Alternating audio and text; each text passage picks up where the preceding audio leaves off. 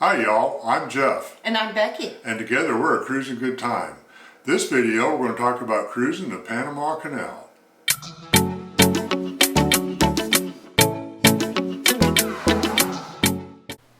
We're going to cover 4 topics today, so be sure to watch all the way to the end to get all the information. And just a reminder to give us a subscribe if you like the content. So we love doing Panama Canal cruises. One of the things that we look at is which lock do you want to go through. So we have the older lock, which is smaller, and then the largest ship that can go through it is called the Panamax. And so things like the Island Princess can fit through it. And then there's the new locks, which are much larger, and so Neo-Panamax sized cruise ships can go through it. So it's a larger cruise, and then the 2 different lock systems utilize different technology. So that's the first thing to think about if the technology or the cruise ship size is important to you on selecting your Panama Canal cruise. Absolutely. And another important thing to consider is the journey itself. So there's really 2 different flavors of Panama Canal cruises. There's what we call a coast to coast. This could be a Fort Lauderdale to Los Angeles. Our first one was from Acapulco to San Juan, just because we didn't have the vacation time for 2 weeks of cruise. We would only do a 10-day cruise. So we did Acapulco to San Juan a long time ago in a Panamax ship. And then there's also some cruises that'll go through halfway through the Panama Canal. Typically they'll leave out of Fort Lauderdale or somewhere on the Caribbean side of the United States, sail down, go through the Guantan Lakes, get into Guantan Lake, turn around and come back out those same sets of locks. Because Guantan Lake is in one part of the canal and it feeds all the water for the rest of the canal to operate. So you don't get the coast to coast experience, you don't get to cross the continental divide in a ship like you do on a coast to coast, but you still get a flavor of how the Panama Canal works and all the intricacies and engineering it takes to go into that.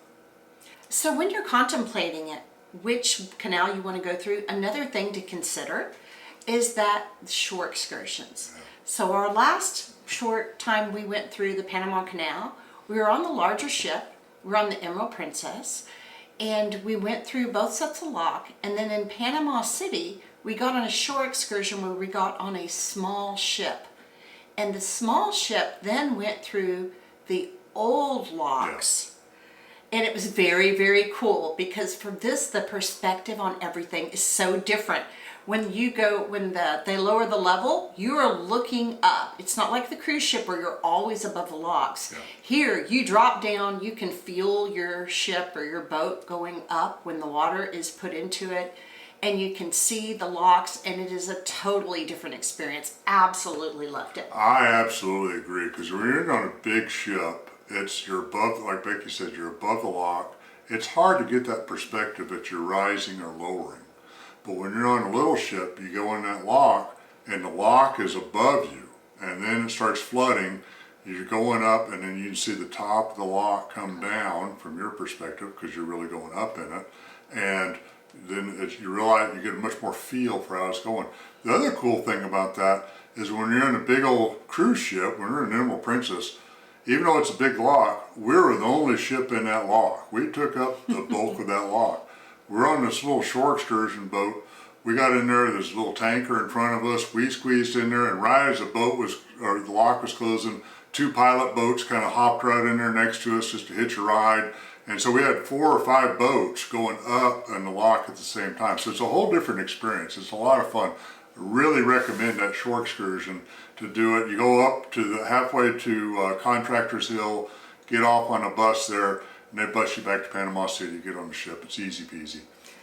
Yeah, and of course when you're picking your Panama Canal cruise, you can look at all the other ports to see what appeals to you, as well as other things like, of course, price points and duration of the cruise. But I can't say enough wonderful things about the Panama Canal cruise. And there's also some great books that you can read before you go if you are interested in the history and details, and we'll put a few of those in the links below. Thanks a lot for watching. Please give us a subscribe or a like if you found this video useful. We're going to have a ton more cruising videos coming with us, and check out all the other videos we already have. Thanks a lot for watching.